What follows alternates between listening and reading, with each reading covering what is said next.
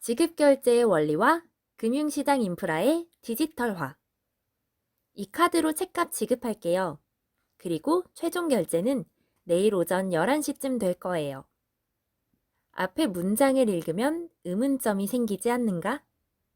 우리는 상품을 구입하거나 서비스를 이용하고 돈을 지불할 때 지급보다는 결제라는 말을 사용한다. 또한 결제를 하는 즉시 판매자의 통장에 물건값이 입금되고 영수증을 통해 지출 내역을 확인할 수 있다. 그런데 결제보다는 지급이 더 적절한 단어이다. 대금의 최종 결제 시점은 거래 당일이 아닌 다음날 아침에 이루어지기 때문이다. 아직 의문점이 해소되지 않았다면 이 글을 통해 해소해보자. 지급 결제는 총 3단계로 이루어지며 최종 거래가 거래 당사자인 개인이 아닌 금융기관 간 자금이체를 의미한다는 것을 이해한다면 좀 더 쉬울 것이다.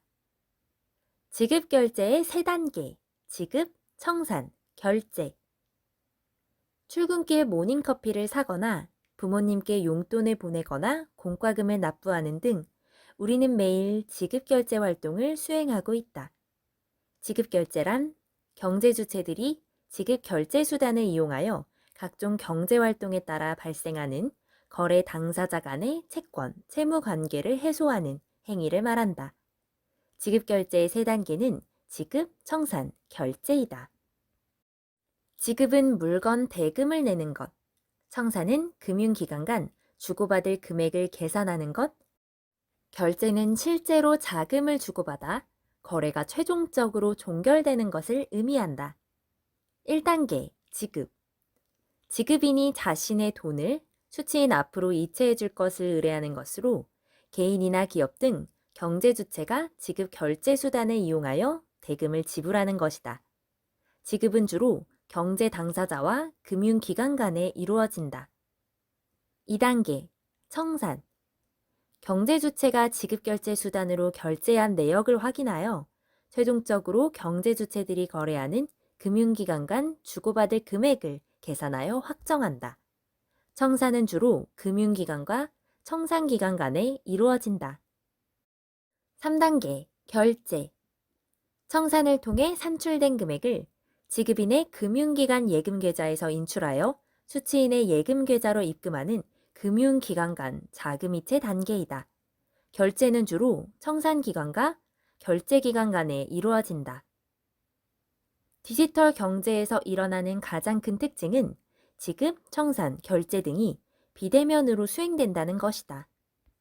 그리고 금융거래, 상거래 등 모든 거래는 지급, 청산, 결제를 위해 사용자가 해야만 하는 일을 보다 쉽게 그리고 보다 안전하게 처리해주는 기업이 고객의 마음을 얻게 된다는 점이다. 디지털화에 따라 지급, 청산, 결제의 방식이 바뀌고 있다. 지급, 지급결제 수단과 지급 서비스의 다양화. 우리가 사용하는 지급결제 수단은 크게 현금과 비현금이 있다. 현금은 국가가 보장한 지급결제 수단이기에 지급과 동시에 결제가 완료되지만 비현금 지급결제 수단은 금융기관 간 자금이체 과정을 통해 현금으로 전환되며 이를 위해 지급, 청산, 결제의 3단계가 필요하다. 비현금 지급결제 수단에는 어음수표, 지급카드, 계좌이체 등이 있으며 인터넷의 발달, 스마트폰 보급의 영향으로 인터넷 뱅킹, 모바일 간편 결제 등 지급 결제 수단이 다양화되었다. 또한 지급 결제 수단을 제공하는 지급 서비스 제공기관들도 과거에는 은행, 카드사, 금융투자회사 등 금융기관에 국한되었다면 이제는 스마트폰 제조업체, IT 기업, 상거래회사 등 비금융기관들로도 확대되고 있다. 전체 지급결제 시장에서 비금융기관들의 비중이 점차 커지고 있으며 이는 금융회사들의 고객 장악에 위협이 되고 있다. 청산, 다자간 차감 결제를 통한 결제 리스크 감소. 거래건마다 자금을 주고받게 되면 어떻게 될까? 그림을 통해 쉽게 이해할 수 있다. 금융기관 간 최종 이체 금액을 산출하는 대표적인 방식으로 총액 결제와 다자간 차감 결제 방식이 있다.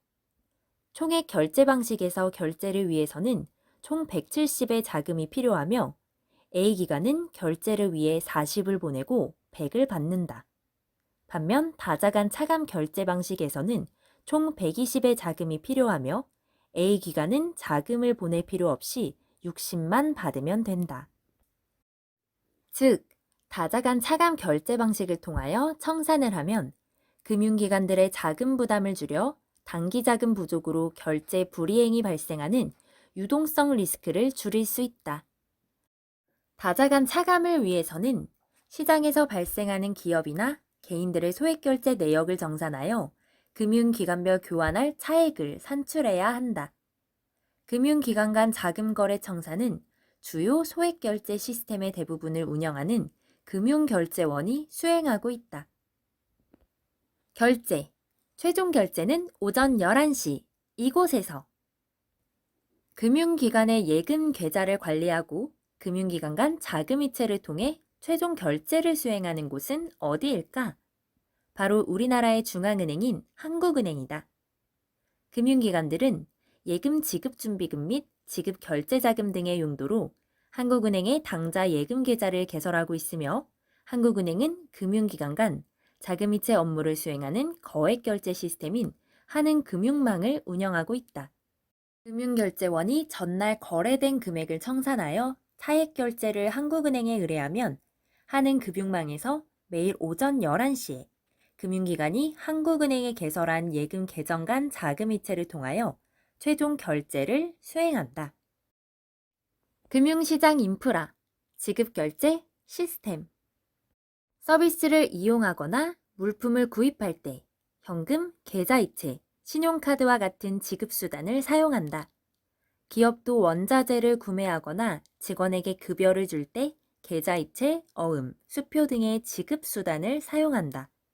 정부도 재정을 지출하거나 개인, 기업으로부터 세금을 거둘 때 지급수단으로서 현금, 수표, 계좌이체, 신용카드 등을 사용한다. 경제주체들이 지급수단을 이용하여 거래 당사자 간 채권, 채무관계를 해소하는 행위가 지급결제이다.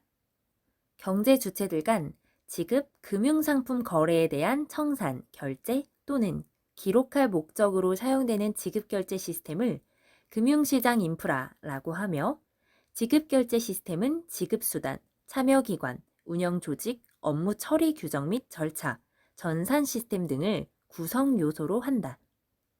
우리나라 주요 지급결제 시스템은 거액결제 시스템, 소액결제 시스템, 외환결제 시스템, 증권결제 시스템 등이 있다. 거액결제 시스템은 거액거래를 결제하는 시스템으로 금융기관 간 자금거래, 증권 또는 외환거래 등에 따른 대금결제가 이루어지는 은행 간 자금이체 시스템이다. 거액결제는 건당 금액이 크고 결제 시점의 중요도가 높아 대부분 중앙은행에서 직접 운영하며 우리나라도 한국은행에서 운영하고 있다. 소액결제 시스템은 주로 기업이나 개인의 소액결제를 처리하는 자금 결제 시스템으로서 거래 대상이 광범위하고 결제 건수가 매우 많은 점이 특징이며 주로 계좌이체나 지급카드, 수표, 지로 등과 관련된 결제가 이에 속한다.